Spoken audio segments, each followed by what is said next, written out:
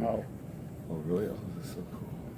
GPS. Okay, we're going to start on Tzaddik Aleph. 91. Tashima. It's 7 lines down. Right.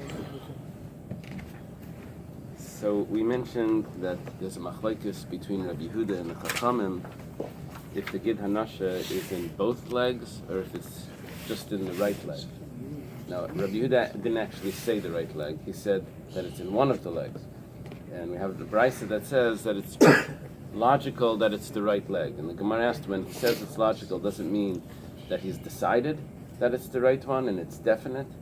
Or does it mean that it's logical and he's undecided, but that's just logical, and it's still a doubt? And we were trying to prove, we brought a Bais yesterday that said that the Gid Hanasha from the Korban Pesach, you have to wait until the 16th day to burn it. So we're asking, why does it have to list that separately? If it's nicer, if you're supposed to eat it, then it goes in the other category of nicer, then it's regular nicer. And if you're not supposed to eat it, so why are we discussing that you have to burn it? There's no so you have to burn it third day? Or? No, well, by the Korban Pesach, it's really one day, because you only have that night. But so it's only the part that you should have eaten. So then they pulled, it would seem they pulled two and only. Right. So we gave some. So that was supposed to be a proof that Rabbi Yehuda is in doubt if you're supposed to eat it, if it's forbidden or not, if it's the right one. So we said actually, the case was that the person himself mixed up if it was the right or the left. And that's why he didn't eat it. And that's why it needs to get burnt, because maybe it was right. And then we said that there's two gidim, and one of them you're supposed to eat, and one of them is only rabbinically forbidden. The Jewish people don't eat it. And we said maybe it's talking about the Shuman Agid. So we gave different answers. That wasn't a good proof. We're going to try again. By the way, was Esav a lefty or a righty, or do we not know? So it's going to mention that the angel of Esav. It's going to mention that. You're assuming that if the angel of Esav, then it would be the. Then you would hit that right. Corresponding thing. Unless it's like the brain in the body that works the opposite. Yeah, but the final thing is, if you're righty, you would hit the right eye of the other lefty. Right. We're going to see that. We're going to see that later today. So we try again. Tashima. Ochel mizeh. We're just starting. Ochel mizeh kazayas and mizeh kazayas. If he eats from the right gid, a kazayas, and he eats from the left gid, the sciatic nerve on the right and the left, the kazayas. Seifik shmainim, so he gets malchus twice, which is 80 lashes, 40 and 40. That's the opinion of the sages. Rabbi Yehuda imeina seifik al arba'im. Rabbi Yehuda says he only gets malchus once. He gets 40 lashes. The Rashi points out in explaining what's going on here, is he says that it didn't say achal beis zeisim mishnehem. It didn't combine it together that he ate 2 olive sizes from both of them. It says, divide into 2 separate cases. He ate from this one a kazayas, and he ate from that. Which it didn't have to do. It could have said he ate 2 kazasim from both of them. And the fact that it says that means that they were eaten separately with separate hasrois. They were warned individually. Now that's the major point here. It works out well.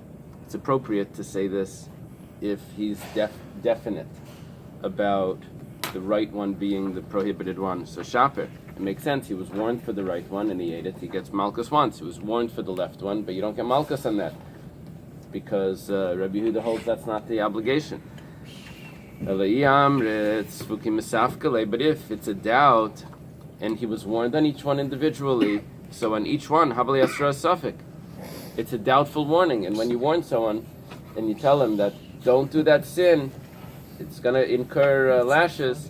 And if you tell him, don't do that maybe sin, that's not considered a hasra. That's not considered a warning. And we've been told, we've understood that Rabbi Yehuda holds that hasra safek is not considered a hasra. There's a machlokes if hasra safek, but we know Rabbi Yehuda's opinion. Rabbi Yehuda's opinion is that it's not considered a hasra. It's not considered being warned. So how could he even get malchus once if he's warned on the right, don't eat the right one, and it says don't eat the right one because maybe that's a sin. So how does it get malchus for a maybe? The Tanya was taught in a brisa. We discussed this once before, about 10 days ago. If someone is unsure of the fatherhood, if his if his mother got remarried within the 3 months of getting divorced, so it's supposed to wait 3 months to determine fatherhood. But in this case, she didn't wait. The Tanya was taught in a brisa, if the child hits the first father and then he hits the second father, it causes a bruise, and that's a death penalty. That's a capital punishment. Or he cursed both fathers, both possible fathers. Or he hit them both in the same go. Or he cursed them both in the same go. So chayiv, he's chayiv. But however, Rabbi Yehuda says that it depends, not necessarily on chayiv. The vasachas chayiv. If he does them together, then he's chayiv. This is a case where there was a suffix as to who his father was? Who his father is, right. So his mother didn't wait 90 days. Right. Okay. Rabbi Yehuda says that if he does if he does both strikings, he hits both of his the potential possible fathers, both of his possible fathers, and at the same time simultaneously, then he's chayiv, but only if it's simultaneous. But b'zeh chazeh he's pater. But if he does one after the other, then he's pater. And the reason for that, we're assuming, is because he can't be warned for each one, saying, don't hit, that person might be your father. That's not considered a warning. But if he's hitting both of them at the same time, and he says, don't hit, because that's your father, one of them is for sure your father's, then that is a warning. That's why he can get malchus. That's why he can get the punishment, the death penalty in this case. So we see that Rabbi Yehuda holds that hasra suffix is not a hasra. A doubtful warning is not considered a warning. And it must be that the reason why you get malchus for eating the right and the left gid hanasha is because Rabbi Yehuda's already determined that it's the right one. The Gemara says it's not necessarily so. Why? Because Haitana Savala ki idach Tana de Rabbi Yehuda. It's unclear Rabbi Yehuda's opinion regarding Hasra Safek. There's two students that have told us what Rabbi Yehuda's opinion is. One teaching is the one with the one teaching. We have different teachings of this. One teaching is the one with the boy that hits his both possible fathers. Over there, it's clear that Hasra Safek is not a Hasra. However, we have another teaching that says the Amma that says Rabbi Yehuda says Hasra Safek Shmei Hasra, that it is considered a hasra if you warn and it's a doubt. Don't do that, it might be a sin. The Tanya was taught in the Bais, it says Leisasir Meno ad Baiker. You're not allowed to leave over from the Korban Pesach until the morning. It has to be eaten all in that night. If I said you don't eat that, it might be poisonous, you would probably listen. That's true, but when it's something is forbidden, and you say, don't eat those chips, I'm not sure about the hechsher, you say, it's okay, I think it's fine. Yeah, but there's no butter. If it tastes good, it's going to be tricky. It's just potatoes. If it tastes good, it's going to be tricky.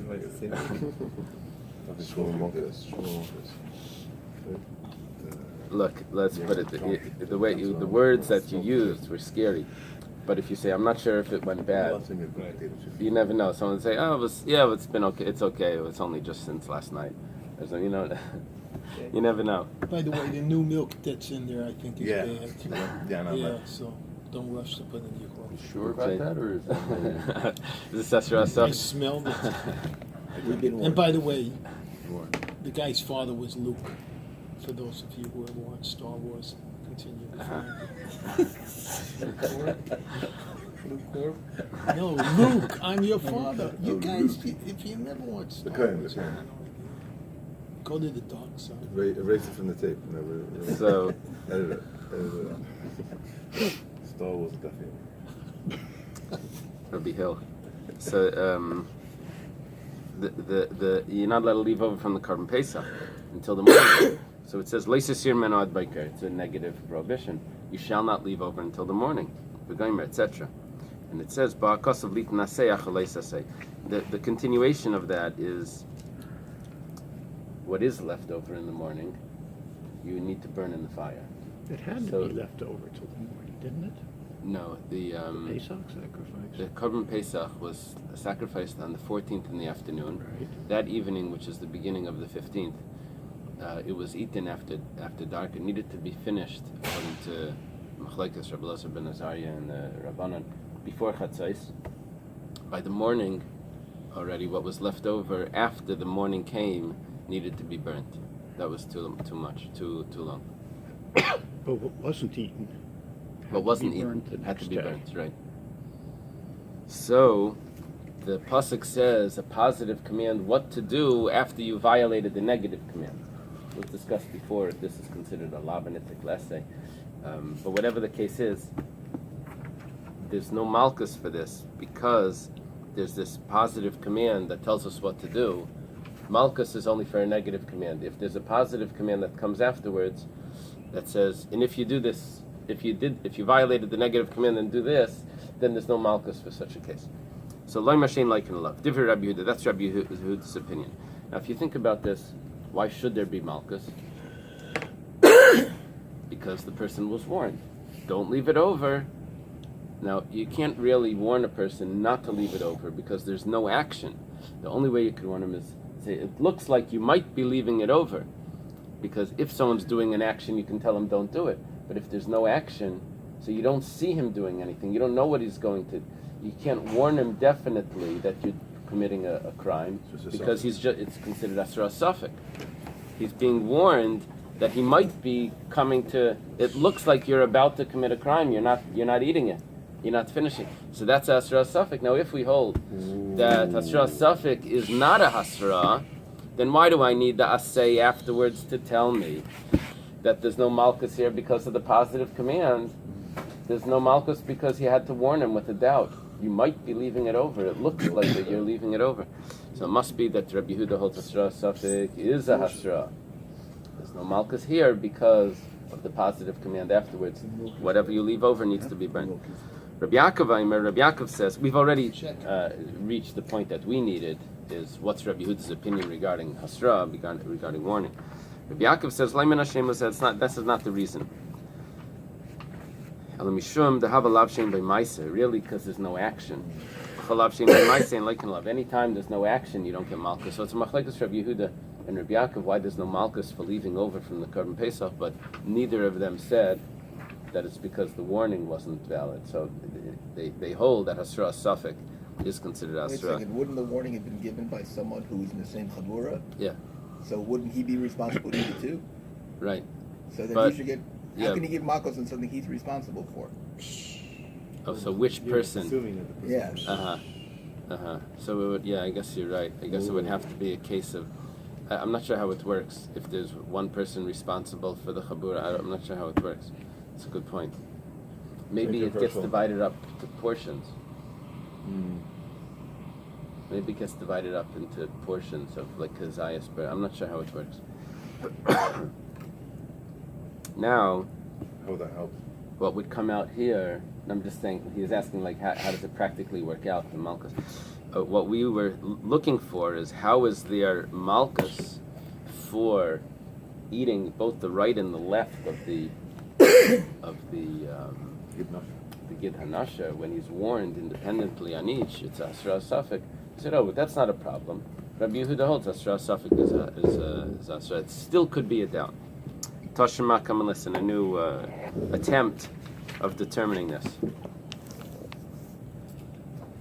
Achal Beis Gidin mi Beis Yireches mi Beis Behemoth.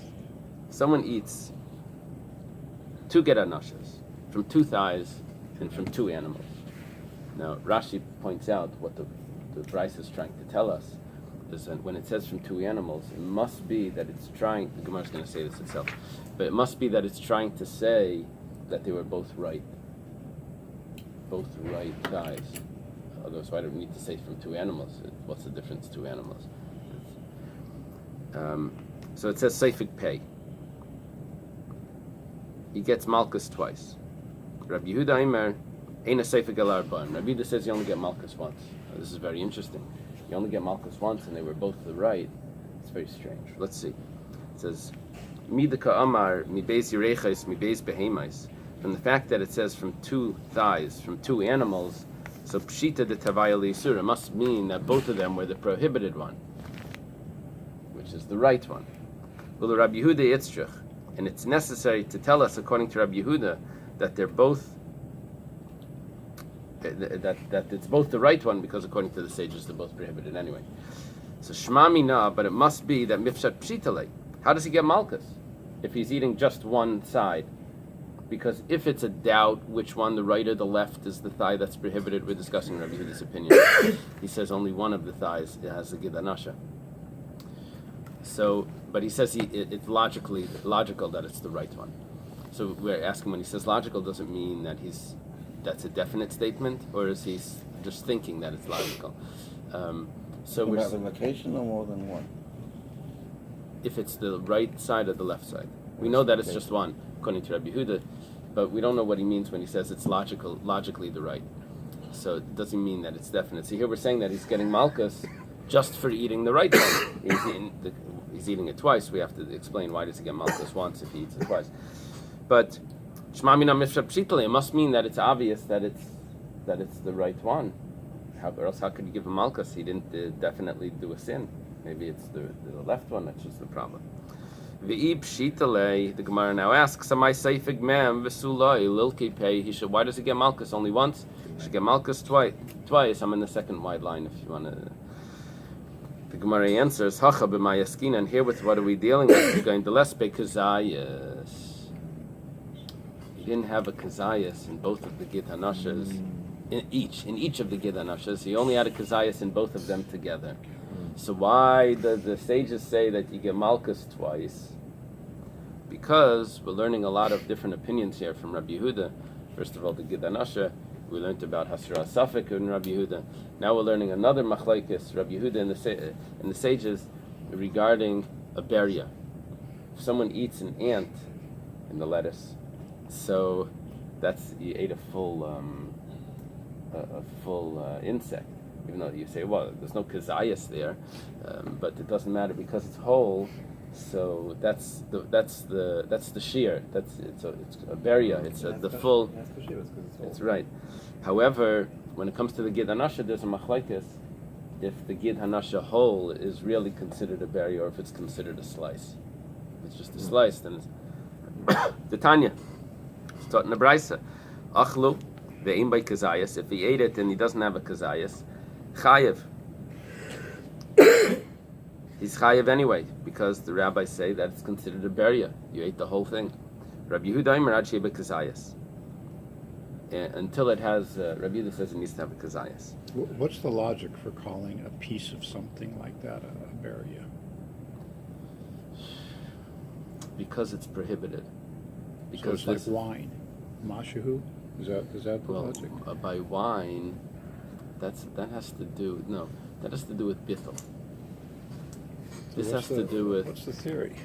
This has to do with when the Torah prohibits something. Yeah. So we've got the whole thing here that the Torah prohibited. This is the whole thing.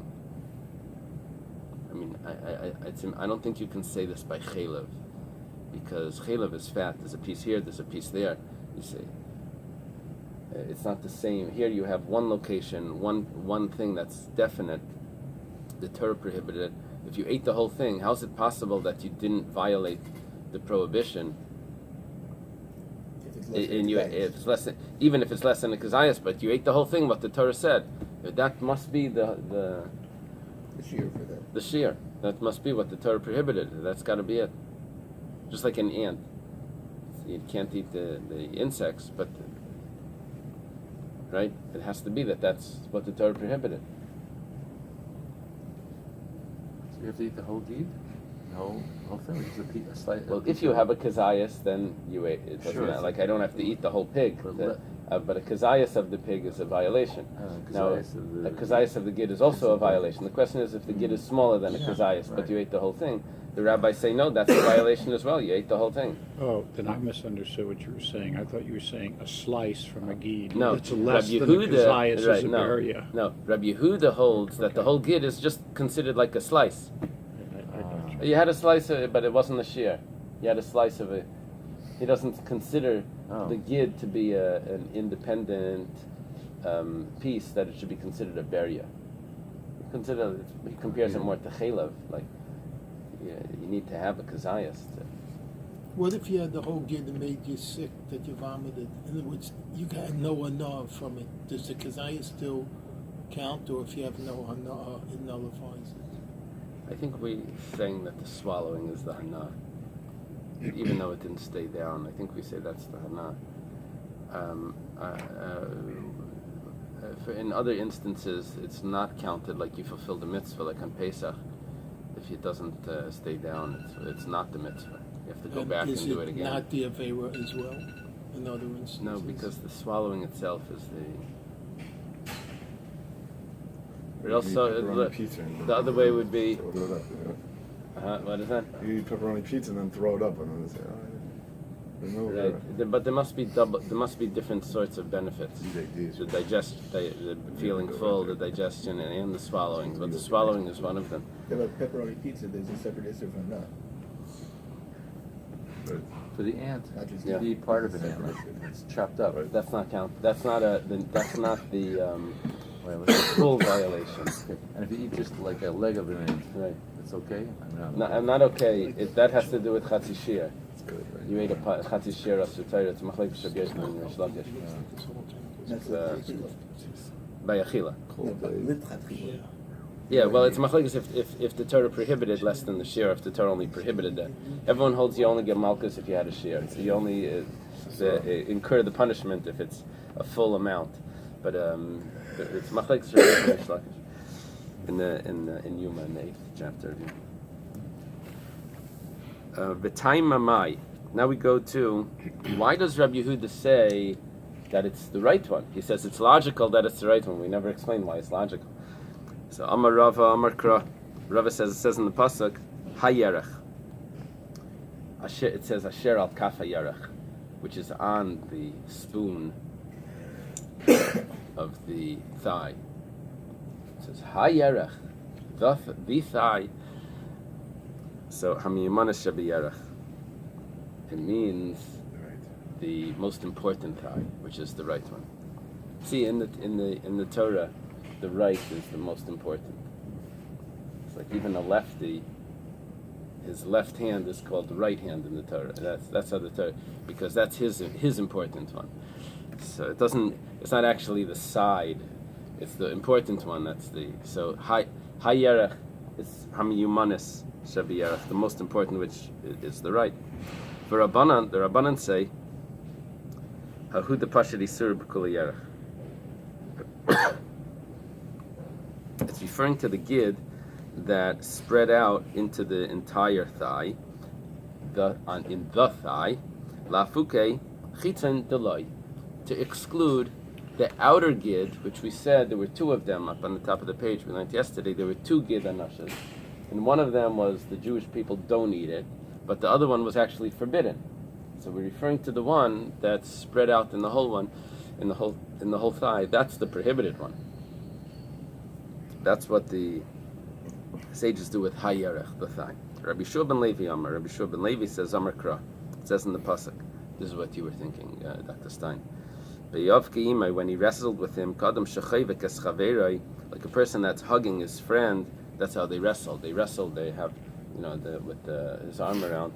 So So this fellow, his arm is going down. So his right arm is going down, and it would grab the thigh from the back, the leg of the right. It would be the right because the opposite would be the right.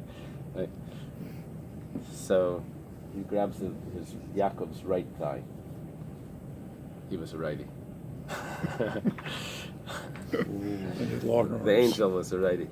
And he wrapped his hand around him? He wrapped his hand around him. Well, to get down to the thigh, I mean, he's coming from the front, he goes and hits him Right. in the thigh. This is Rabbi Shua ben Levi. Rabbi Shmuel bar Nachmani, Amar Rabbi Shmuel bar Nachmani says,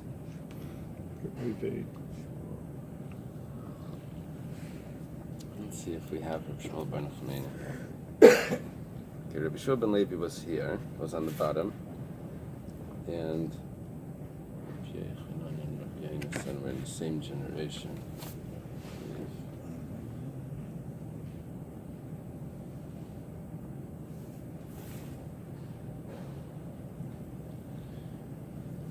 It must be later.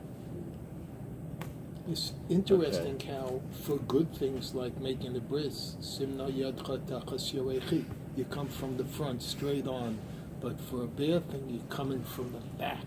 You know, it almost sounds like an Amalek type thing. Therefore, zachor tizkor, don't do that. Don't eat that gid hanasha. I'm just saying it's the opposite lashon almost. Right. No, there's an interesting point over here, that the yerech, how the yerech comes in. Like, how many times would we have this? We have Simnei Yad Chatachas Yerechi, we have the Yerech over here. You know, just... Okay, Rabbi Shmuel bar Nachmani says, Ka'ibit kechavim nidmalai, that Yaakov sees him and he appeared, the angel appeared to be a non-Jew.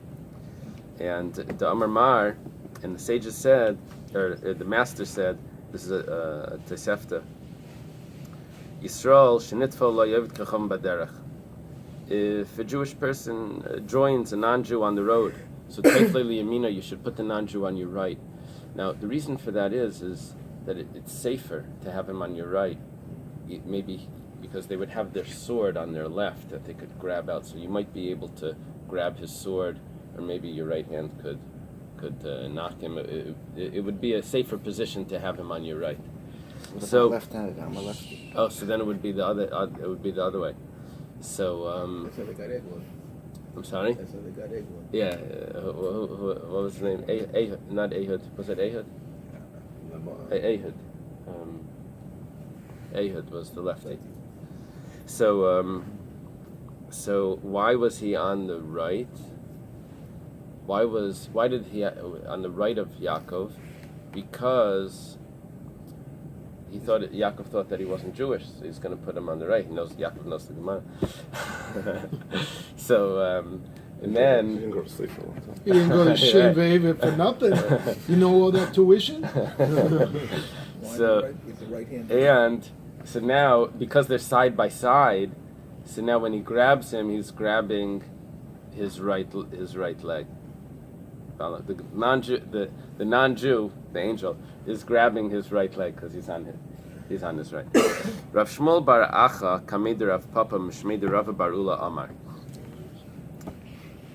Rav Shmuel, the son of Acha, says in front of Rav Papa, and he says it in the name of Rav bar Ula. He says Ketalmud Chacham nidmalai, that he looked like a Torah scholar. The Amar Mar, the master says, Hamahalach Yamin Rabbi Yariz a bor. Someone that walks to the right of his teacher is a bor. Bor in Hebrew and in English. So he had to walk to Yaakov wanted to walk to his left. He's giving him respect. He didn't want to walk on his right. He's walking on his left. He's walking on his left. He's on Yaakov's right. So that means he's going to hit his right leg. We're looking for the logic for Rabbi Yehuda to say that it's the right leg is the Gidanasha. V'Rabbanan, what do the Rabbanan say? Me'achayre yasav v'nashi b'tarvayo, that he came from behind and he hit him on both legs. V'Rabbanan hay be'yavke imay maydar shibei. What did they do with Rabbi Shua ben Levi? He said that they were wrestling, and the wrestling was that he puts his arm around him and he grabs him on the right. What is necessary to have that wrestling in there if he's just hitting him from the back? So, idach to Rabbi Shua ben Levi. He's using it for the other Rabbi Shua ben Levi teaching.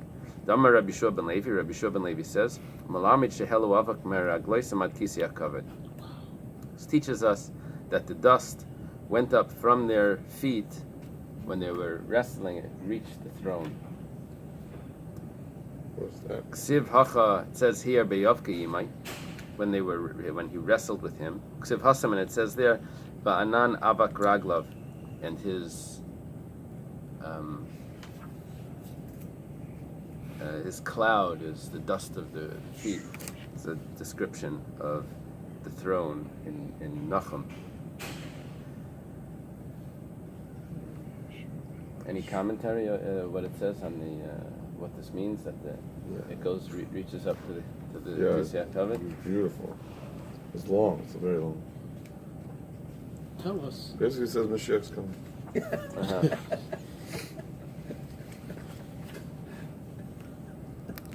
It's good way out. It's the struggle of the Jewish people against the descendants of Esav. The dust of the struggle reaches onto the throne of glory in two senses. The essence of the battle relates to the most fundamental theological issues. The battle will not end until the day that God's throne is whole.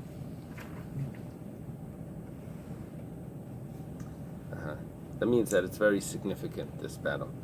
But Amar Rabbi Shua ben Levi, Lama Nekar Shmai Gid Hanasha. Rabbi Shua ben Levi says, why is it called the Gid Hanasha? Shenasha mim kaimai v'yala. That it moved from its place. Nasha means to move. It moved from its place and it went up. And it also says, Nashta givurasam hayu lenashim. It says that their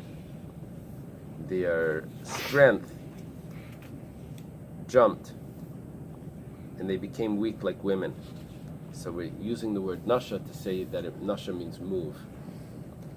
Amar Rabbi Yosi bar Rabbi Chanina. So we've been quoting Rabbi Shua ben Levi several times. Rabbi Shua ben Levi is down here, the end of the Tanaic period, probably even considered an Amayra, but still quoted in Bais.